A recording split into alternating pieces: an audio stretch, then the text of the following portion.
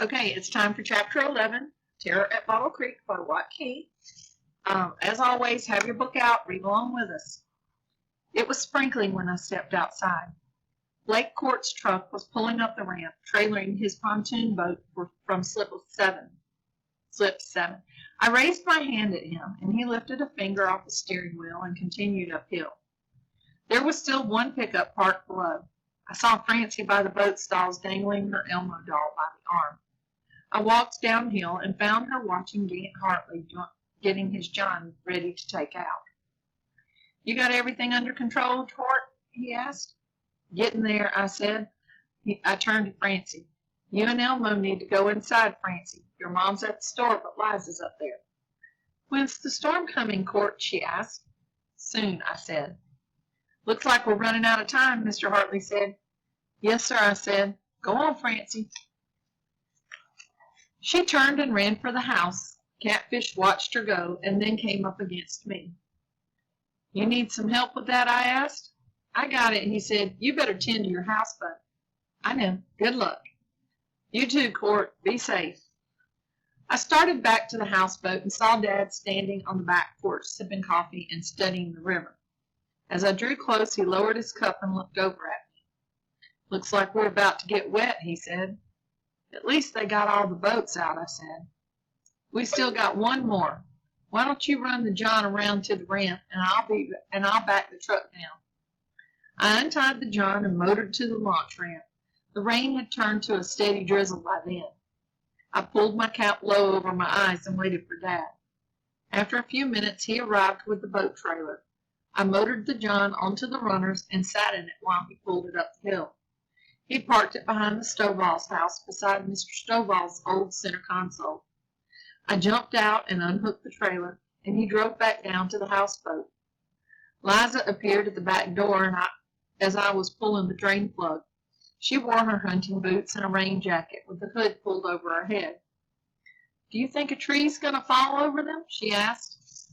"I hope not. Your mom's got to put her car in the garage, so there won't be room for 'em in there."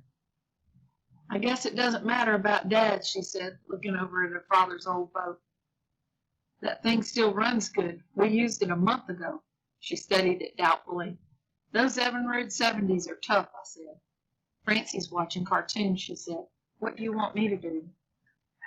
"I think we're going to start bringing our stuff up here. Dad's probably down there right now looking at it all." "Don't you want a raincoat?" I wore cut-off jeans, tennis shoes, and an old T-shirt, and a baseball cap pulled low over my eyes. As much as I had to do, I'd get wet no matter what I wore. "I'm fine," I said. For the rest of the morning, Dad hauled our fishing equipment, traps, and clothes out of the houseboat and set them on the deck.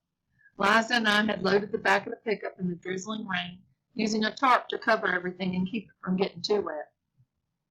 When the truck bed was full, she climbed into the passenger seat, and Dad sat on the tailgate. I drove us up to the Stovall's garage, where there were 3 of us stacked it all against the wall.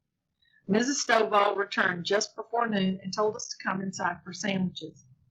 By then, the wind was coming in steady gusts over the water oaks, and we heard hickory nuts rapping on the tin roof of the bait shop. We had nearly everything in the garage except for our 2 rifles, which Dad hung on the gun rack in the truck. "What about the houseboat, Dad?" "I'm still thinking about it," he said. "At least we got just about everything important off it. Still need to get the stuff out of the refrigerator and pack it on ice. Once we lose power, it'll all spoil." Mrs. Stovall brought towels out of the garage, and we dried our heads and faces and took off our wet shoes. When we walked into the kitchen, she was making ham and cheese sandwiches for us. "The stores are out of just about everything," she said. "I had to go all the way to the Dollar General and Bay Minette."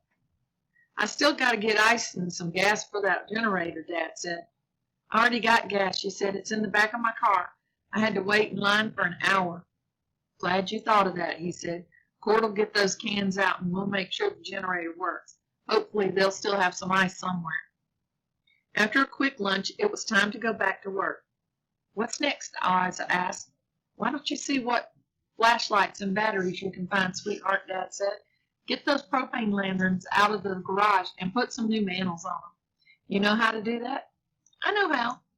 I can help you, I said. Fill 'em with fuel, Dad said. Linda, fill up your bathtubs and washing machine with water so we can use it when the pump quits.